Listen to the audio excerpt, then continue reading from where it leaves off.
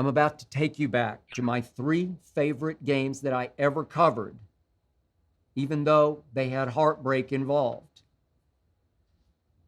But I'm going to hark back first to a game I covered at Old Texas Stadium in 1980.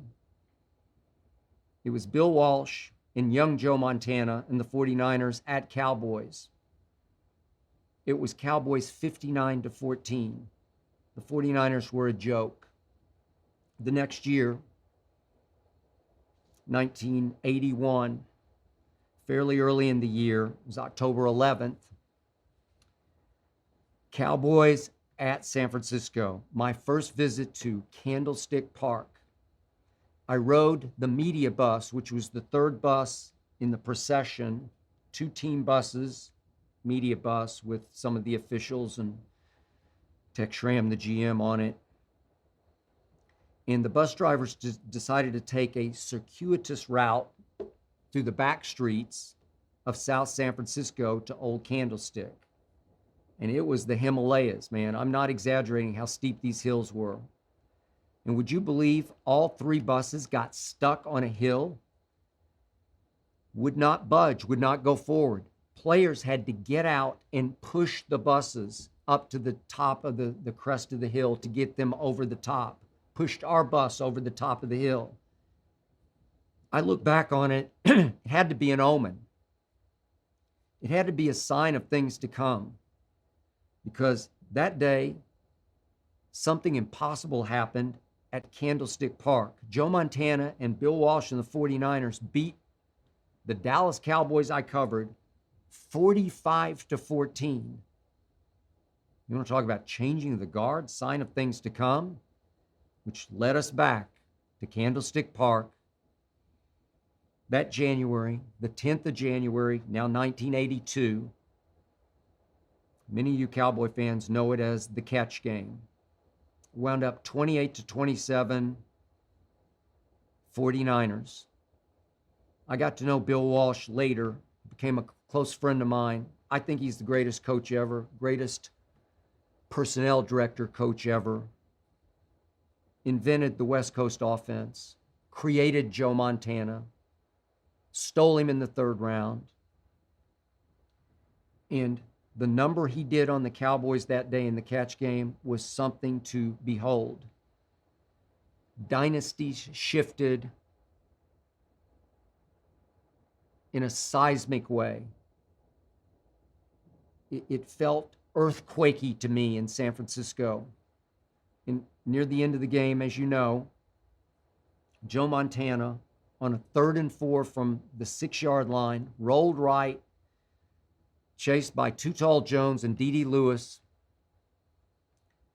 And he never admitted this, but he hinted at he was just trying to throw it away. Dwight Clark was about 6'3", being covered by Everson Walls, who became a close friend of mine, undrafted out of Grambling, a rookie that year. Had set the Cowboy interception single season record at 11 because everybody threw at Everson Walls. He ran a 4.6 40, but could he sniff the ball out and go get it and catch it? He just couldn't jump with Dwight Clark. Dwight went up into the fog that was descending and snatched it out of the fog. San Francisco 28, Dallas 27. But the Cowboys still had some time left. Danny White trying to replace to and live up to Roger Staubach. God bless him. He threw a deep pass on a deep post to my guy Drew Pearson, another friend of mine. And it looked like he was gone. He went 31 yards with the ball. And Eric Wright, young corner, reached out and horse-collared him from behind, snatched him by the nape of the neck from behind. Today it would be obviously a 15-plus yard penalty. Not in the rule book then. He dragged Drew down. On the next play, Danny White got sacked, fumbled, lost it, game over. History changed, dynasty shifted, and now it was the 49ers' turn. Now let's fast forward to January 17th of 1993. It was Jimmy, it was Jerry, it was Troy, It was Emmett. It was Michael. It was the two young Cowboys at Candlestick. NFC Championship game against Steve Young and Jerry Rice and the 49ers. And those Cowboys were just too young. They weren't ready for this. And they broke through a year ahead of schedule. And late in the game, Troy Aikman hit Alvin Harper on a slant. And there was no horse collar this time. He went 70 yards, set up a short TD pass to Kelvin Martin. Cowboys won that game 30-20. I flew out on the team plane that day, the day before actually, and then I flew back that night. But what I remember is two things.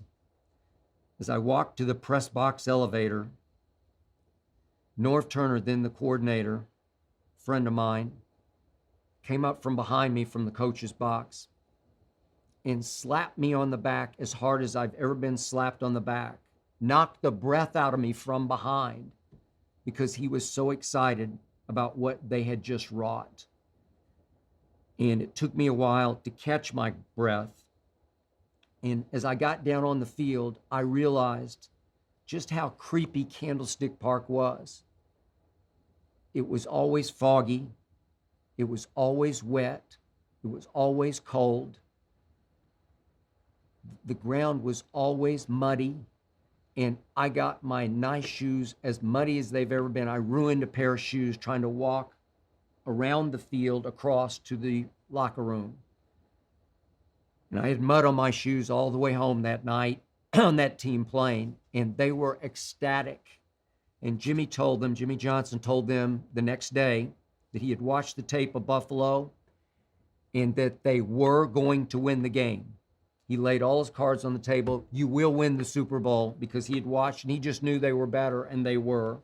And as you remember, it was a massacre, which leads to my all-time favorite game. A negative outcome for the Dallas Cowboys happened 2 years later, January 15th, 1995, at creepy old, muddy old Candlestick.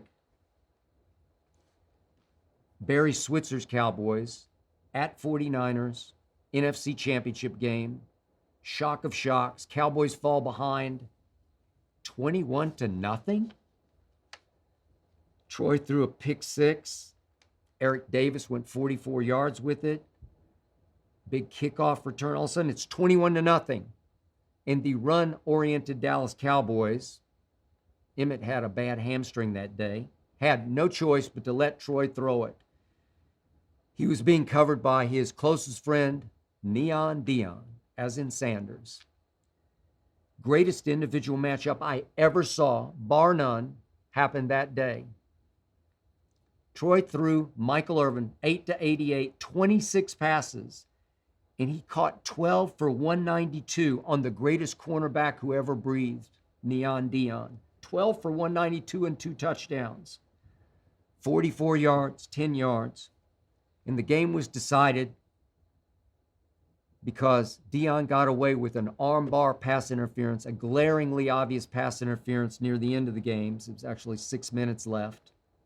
Barry Switzer, first year as the Cowboys coach, sort of went Norman, Oklahoma, and ran out onto the field to protest. It was a terrible call or non-call. Got a 15-yard penalty, and the Cowboys wind up 3rd and 25, and the game was basically over. That's the one game in my life I would pay again to see, knowing what I know now. If I could know that then, I would pay a large amount of money to watch Michael Irvin, whom I still consider him the greatest receiver ever, because he was the greatest receiver leader ever, a greater leader than Jerry Rice was, versus the greatest corner ever. It was special. It gives me goosebumps to even talk about it.